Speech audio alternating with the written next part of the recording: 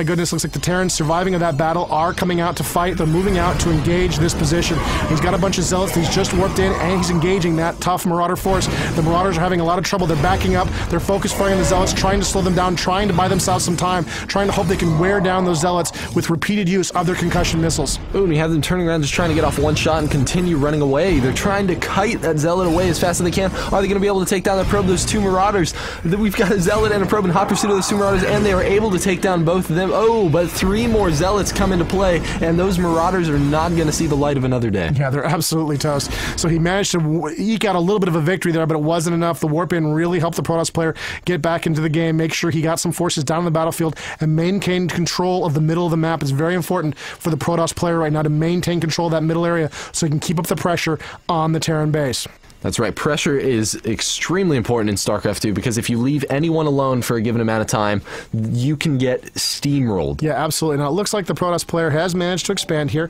He is going to bring up some additional probes from his other main base, and he's going to try to use that base to get some more resources. He's also got a robotics facility up and running, too, actually, as a matter of fact. He's got a Colossus on the way. He's built the support facility for the Colossus, and it's going to be coming out. This is a very dangerous unit. It can be upgraded to have siege range. It can move up and down cliffs. It's got a powerful area effect beam. It's not a great weapon against the Marauders, which is kind of a shame because there's a lot of Terran Marauders on the map.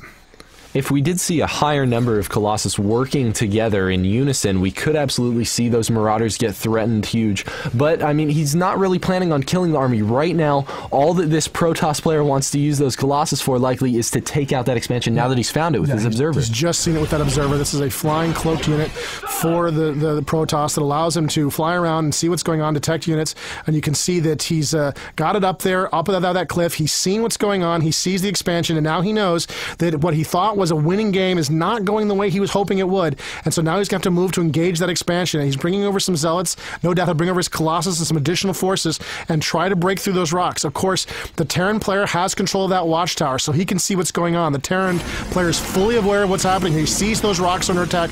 Once those rocks go down, the zealots will be into the Terran base, and the Terrans are trying to break through their own set of rocks. He needs to get up there to protect his base. Who will break their rocks first is the real question right now, and the Colossus is in. It's attacking the Terran base. It's driving off of those SCVs. SCVs are running for their lives while the Colossus is stalking around, trying to do as much damage as he possibly can. He's running as close to those Marauders as he can, and the Colossus is a little too close to that Terran army. It's trying to get off some shots. It's going to get off a few shots, and then it's dropped by those tough Marauders. Ooh, and it's looking like Matt Cooper was just a little bit distracted, possibly by seeing all of these Hellions run past his proxy pylon in the center of his map. We can see those Hellions laying down some damage, trying to take out as many of the probes as they possibly can. We do see a Stalker getting warped into play, going to lay down some pressure. The Hellions are going to try to move around over towards the natural. Oh, and that Colossus there. Those Hellions do not stand a chance. Yeah, those Hellions are going down to the Colossus and the Stalker. Back into the Terran base.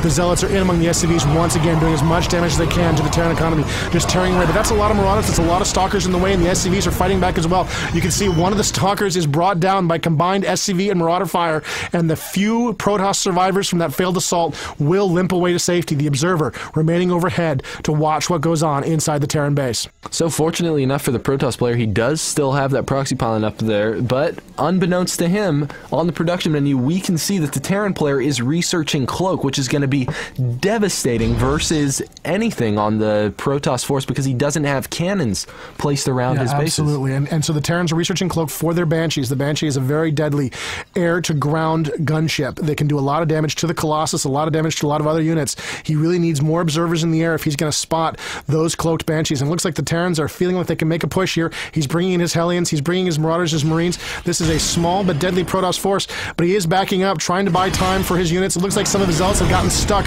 behind the battle lines there. Oh, the Colossus goes down to mass Marauder fire, and the Terran force is doing terrible damage, just trashing that Protoss position, tearing up his Stalkers, tearing up his Zealots, and there we go. Only 2 Stalkers left.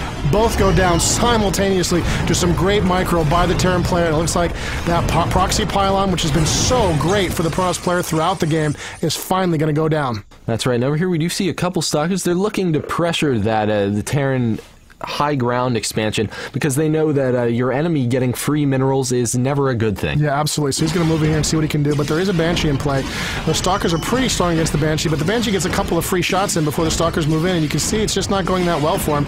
He really needs to micro that Stalker away, but he fails. The Banshee does survive, will no doubt be repaired. Meanwhile, out on the rest of the map, it looks like there's another small battle going on. The Colossus have come up. They've destroyed, along with their Zealot buddies, they've destroyed what remained of that Terran strike force, and the Terrans in the middle of the board are once again on the run. You can see the Zealots using their charge to hunt down and kill those Marauders. Now, on the unit overlay, it's clear that this is not all that remains of the Terran army. There is a large force being created and amassing up in the Terran base. We can see that little blob of blue just moving across the map, and here they come. They're going to be chasing down those Zealots. The Zealots stand no chance against the number of Hellions that large. Yeah, those Hellions have a very powerful flamethrower that can really do a lot of damage to light targets like those Zealots. You can see the Terran army is massing up there for a push. This is a pretty decent sized force for the Protoss, but you can see what's going on with the Protoss, why their force is so small. They've been spending a lot of their resources on expanding over here to this high yield area, building another base so you can collect some additional resources. This is very, very important for the Protoss player to stay in the game, to keep building additional resources, to keep his economy going.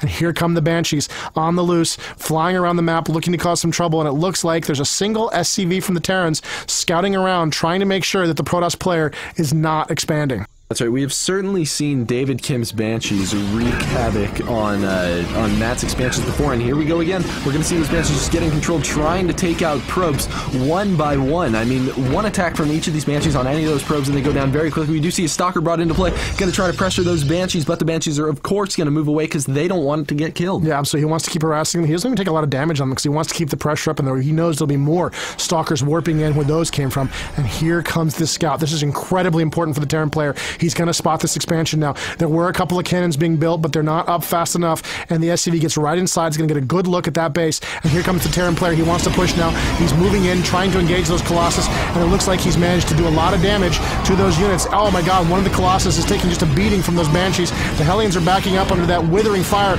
but still the Banshees are doing their damage. Oh, one of the Colossus goes down to the cloaked Banshees, and the last remaining Colossus is going to limp away, try to find some cover under the guns of his friendly Stalkers there, and looks like the cloak is still in play. There's no Observer nearby, and here comes the Observer.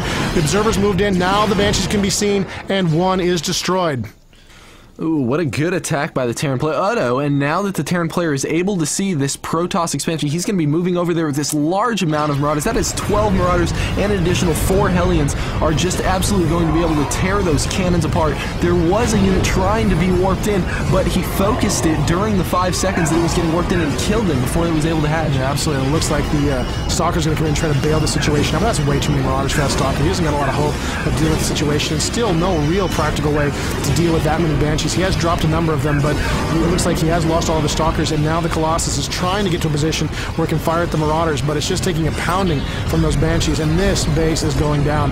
There goes the Nexus. That's just too many Marauders doing tons and tons of damage, especially to buildings, just tearing up the place while the Protoss desperately scramble to stay in this game. Now, meanwhile, the Terran is just going to build another expansion. He wants to keep this one up, so he's just going to build another command center and take it on over to his natural expansion. Yeah, and it looks like here come the Banshees in once again. Now, there's not actually a lot going on back here. Most of the probes have already left. They've moved off to other areas to resource. So those Banshees are going to do some damage, but not a lot.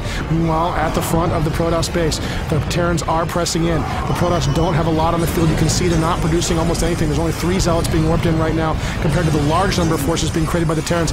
And here come the workers moving out, trying to engage these Marauders. He's got to drive these Marauders away. Here comes some Zealots tearing away at the Marauders, and the probes are moving in, fighting off as well. The Marauders are backing up, firing a shot, backing up, firing a shot, trying to kite these units away, trying to get as much damage as they can get in before they're brought down.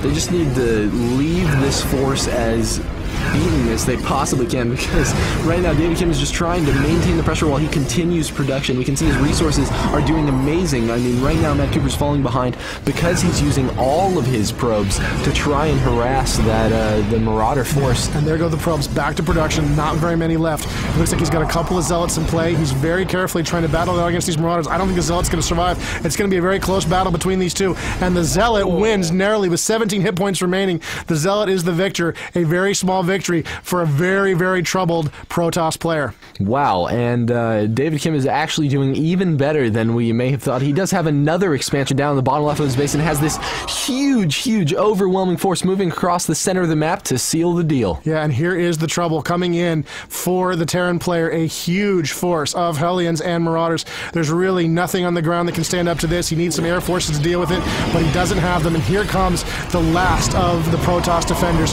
desperately trying to stem the loss of life. He rushes the workers in, but those Hellions are the perfect counter. They tear through those workers and cut them all to pieces. This has really got to be the end of the game for the Protoss player. He's in a lot of trouble here. He's lost, and there's the GG. Matt Cooper conceding the game.